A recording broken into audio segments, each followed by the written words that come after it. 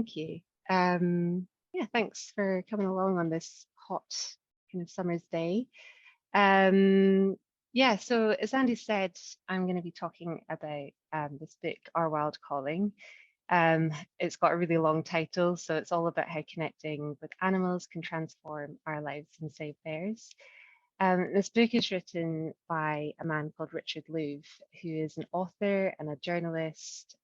He's probably best known for his book, The Last Child in the Woods, which is where he looks at the relationship between children and the natural world.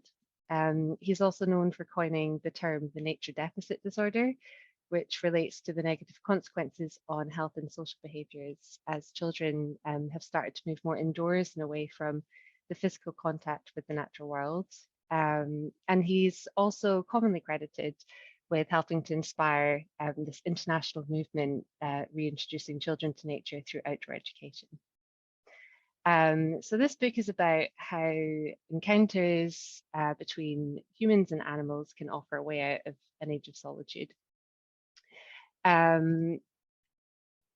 It's really about how all encounters, kind of big or small, can offer a bit of an anecdote to our feeling of being alone. He talks a lot about kind of taking away fear of the natural world and replacing it with a love of the natural world. And for me, I feel lucky enough that this book actually provided a bit of an explanation for something I felt quite fortunate to feel since I was a child. So like that feeling of like wonder and curiosity towards nature and like that total empathy and love for things that are non-human. And I really think that anyone who reads this book, it's really impossible not to be affected by it. So even if you've not felt that feeling of wonder or curiosity since you're a child, it's a great way to get back into that. And it's been described as a bit of a manual for finding the kind of like nature's whispers, which you're able to hear kind of loud and clear. But as a child, you do that, and as an adult, you kind of forget. So my first thing is that as a species, we're really lonely. And it's quite I guess, a bit of a sad takeaway from this book. When I first picked up, I kind of just assumed that the kind of connecting with nature and connecting with animals, it was about curing our own individual loneliness and as humans. And it is about that in a sense. There's definitely a lot of stories where animals have helped people and communities of people be cured of feeling lonely, which is a huge kind of epidemic in itself.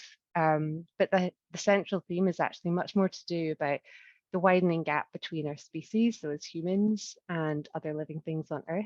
And as a species, we've grown distant from others through urbanization, so building barriers such as motorways between us and the natural world, through like urban design, so the way we design our cities, like think about kind of big glass buildings, like concrete structures, kind of mat side buildings, like no greenery anywhere. It just excludes like natural elements. We've literally blocked ourselves off from nature.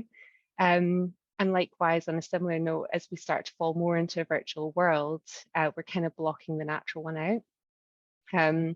So even before the pandemic, I think loneliness was rivaled as kind of a higher risk to health than even smoking or obesity. So it's a real problem. And as he says, it's actually like that kind of sense of human loneliness is deeply rooted in our own species loneliness. And Louv talks a lot about how, as a species, we're really desperate not to feel alone in the universe. So we seek it out. If we literally fly off in rockets and off to other planets looking for other life. But his point is that we're not alone. And if we only pay attention, if we open our ears and our eyes in urban areas as well as natural areas, life is literally under our noses and it's all around us, and we just have to be open to be aware of it. And humans feeling alone among themselves in the world, it's because they've kind of forgotten to live in harmony with other living things. And I think the main thing that I took away from that, it's not kind of about like skipping through the trees with like cartoon birds singing above you or anything. it's just about being aware and having a respect and kind of, I guess, a bit of showing a bit of kindness towards all living things um, as we kind of go about our day-to-day lives. So my next takeaway was that all encounters with animals, big or small, can be transformative. So throughout this book is made up of lots of different tales from scientists, from everyday people, from conservationists, people that have had transformative encounters with animals. And I was really hoping to have like in the lead up to today's talk, I was like, I really hope I have some sort of transformative experience that I can talk about. And I'd imagined like a soulful experience with a fox or like a crow that became my friend or something, just something like quite wild. And I did actually have an experience yesterday, but it was with a hoverfly. So I was, there's a place that I like to go running near my house in Bristol, which is set in this gorge. It's a lovely woodland and there's all these trails. And there's this particular spot I like to just go because it's nice and quiet and I like to run through, and I stopped because particularly unfit. So I'd stopped and I was just taking a breather. And I looked up through the trees and there was a hoverfly, which isn't unusual at this time of year, and it was just hovering above me. But I just felt quite just drawn to it. It was just a beautiful light kind of shining on it, and it kept buzzing off and then coming back again to that exact same spot. So I just found quite intriguing, and I don't know if they were using me as a point of reference or not, but I just watched it for ages as it kind of went and came back again. And then I kind of, after a few minutes, suddenly thought, I wonder if they actually know that I'm here. So I like lifted my hand to see if it responded to that when it was hovering near me, and it did. It went up again, and I thought again, like, oh, it's probably just because I'm sweaty and hoverflies like kind of human sweat and that kind of thing. But it suddenly just turned almost like kind of like a helicopter just on the spot and just stared at me. And it felt for me like a good 20 seconds or something. It was probably like half a second. And then it flew off and didn't come back again. And while that, it probably, I don't know if the hoverfly was aware of me as a human, of my existence. But we had a moment, and this is something that Richard Louv refers to as the habitat of the heart. So that feeling when you have a connection with something, be it human, but also it can happen with an animal. So when you have a moment with like a dog, for example, like where you just feel like that sense of love. And he talks about it as like an emotional kind of sensory, relational, and spiritual connection between ourselves and animals. And he says all these encounters can produce like altered states of consciousness. And I guess that's the feeling you have when you have like a kind of wow moment, like that feeling of awe for something else. And it can really kind of slow down your perception of time and scale and just kind of like ground you for a minute. He kind of talks about how like the human species has like, I think traditionally it's like 5 or something like we talk about, but a lot of scientists believe that we have 9, 10. Some even believe we have to have up to 30 senses, which we seldom use. And connecting with animals in this way can open up so many more senses. I don't know what any of these are, but I think that's pretty cool. But anyway, it just reminded me that the facts about the fact that connecting with animals in non-human life, it doesn't have to be big or epic. Louv isn't saying you have to go out and have like a moment with a panther or a snake or anything. It's just, it can be as simple as having like a bit of a moment with a hoverfly. So my next point and my next takeaway is it's something that I learned and I've taken away and kind of adapted into my thinking of day-to-day life, is that being a caretaker for the earth implies dominance. And I must confess, like before reading this book, I would have probably proudly referred to myself as a bit of a steward or a caretaker of the earth, someone that loves nature. I'm here to look after it. However, like while this is quite noble, I guess, and it does have it's a nice thing to kind of think. It still implies that you see yourself above all other living things. And the one thing that Louv is quite keen to kind of get across in this book is that you're part of nature. We're part of this cycle, and we're all part of the same thing. We've all come out of the same thing. and humans are not above it all. So it's a kind of give and take relationship. So we give to nature and they give back again. And like our traditional relationship with nature ranges from dominion to stewardship, and dominion kind of leads to destruction, while stewardship, while it's kind of more ethical framework, it just implies that humans are caregivers of nature. Whereas nature, in fact, probably takes care of us much or even more than we take care of it. And he demonstrates this by loads of examples of how nature is given so much to us. But I think my favorite example was there's emerging research around the idea of our early relationship with wolves. And I guess the general thought is, the kind of general understanding is that we domesticated the grey wolf and that allowed them to evolve into what we call the majority of dogs nowadays. So domesticating is something that implies that they behave maybe more civilized and less wild. But there's a group of scientists who have quite a lot of strong evidence to suggest that wolves were in fact the ones that domesticated humans to a point, including teaching them things like ethical behavior. And this really blew my mind. It's something that really made me kind of rethink even how I interact with like a day-to-day dog. Like I love dogs. I don't have a dog right now, but I have grown up with dogs. And what they believe is that between like 10 and 30,000 years ago, wolves were the ones that picked us. So by this scenario, wolves probably scavenged on the bones and scraps that hunters had left behind. Soon enough, we became hunting partners, each using our strengths to strive, etc., etc. But the most intriguing part of this theory for me is that wolves adapted us to meet their needs. They civilized us and they domesticated us.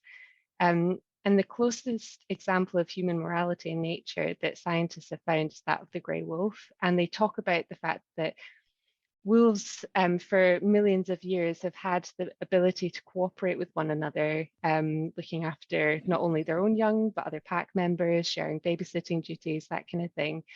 And all of these traits in wolves predate human social skills.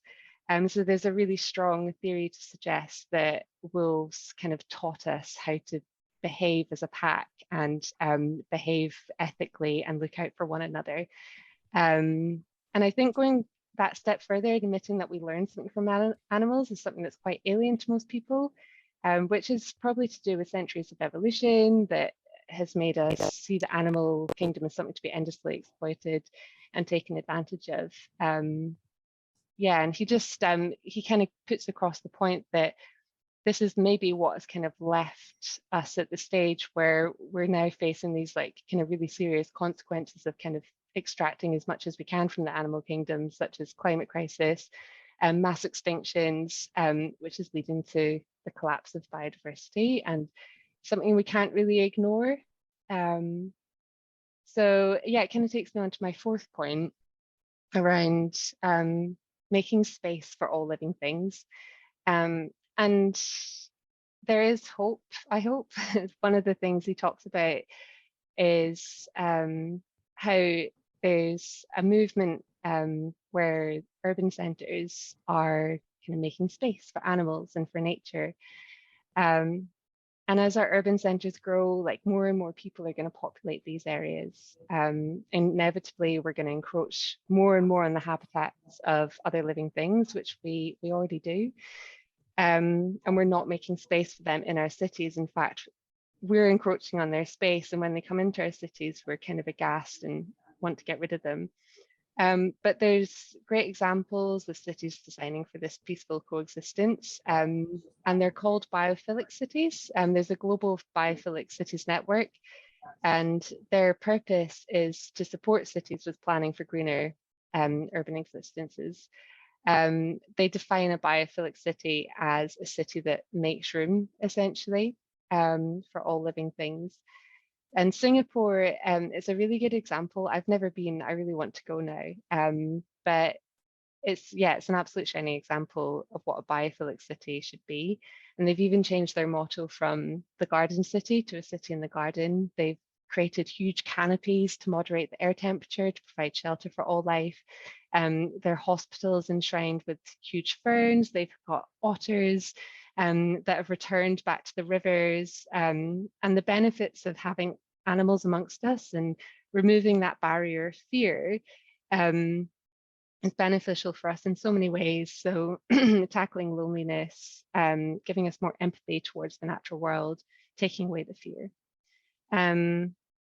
And you can make space for all living things by just being kind to them. And it's something we can even do kind of like starting today. So if you see a snail kind of that's right in the middle of a path, you can move it to the side of the path so it doesn't get crushed, like that kind of thing. Maybe don't swat the fly that comes flying into your house the next time it comes in. And my final point, my final takeaway is it's just a question that this book has left me with, and it's what would happen if we all fell in love with nature? So, well, reading the stories of this book, the huge and kind of dominating sentiment that emerges is love. And as cheesy and as as cheesy as that sounds, it is something that is hugely powerful in the sense of if we feel love towards something, we're much more likely to protect it. Every person that tells a story in this book has experienced a completely magical moment with animals, which they describe as having changed their lives. And it goes from a child just falling asleep alongside their golden retriever, and waking up and telling their mother that their heart is inside the dog. And then a scientist having this moment with an octopus where it's wrapped its tentacles around him. And after the initial shock, he swims with the animal and they become friends. To another scientist followed this rattlesnake for 10 years through desert sands. And finally, like this is one of my favorite stories, a young autistic boy who didn't speak up until I think it was the age of 7, who was taking part in some horse-led therapy. And on a visit to some stables, he spoke for the first time and his first word was horse. And all of these stories are their love stories. And it's love that brings a lot of these people closer to the animal world. And in turn makes us have more empathy towards it, and therefore lets itself be taken care of. And Lou believes that without direct physical contact with the natural world, children's knowledge about the environment just becomes quite abstract, and they tend to see the world with problems that are overwhelming. Increasingly, people who care about the climate emergency or biodiversity collapse, they make a significant argument that kind of this abstract view of the world and more children kind of being brought up in this way will lead to kind of this disconnect and less of a want to, and less of a kind of need, I guess, to save it. And I guess the kind of counter question to this, it's kind of maybe more of a worrying question, is what if children never get the chance to fall in love with nature before they know of its loss?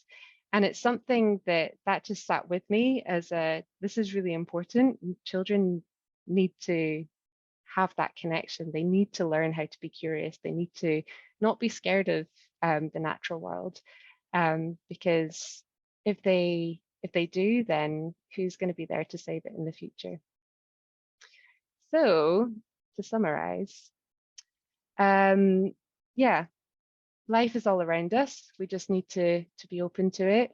Transformative encounters can completely bridge the gap between human and non-human species, even if it's just a hoverfly. Not just a hoverfly, the hoverfly was great. We can exist alongside nature, not above it. So we're not stewards, we're not dominants of this earth, we're just part of it. And reimagining how we coexist could really save us, could save us in our cities and urban dwellings. And how do we instill curiosity towards the natural world in children and nurture that into adulthood?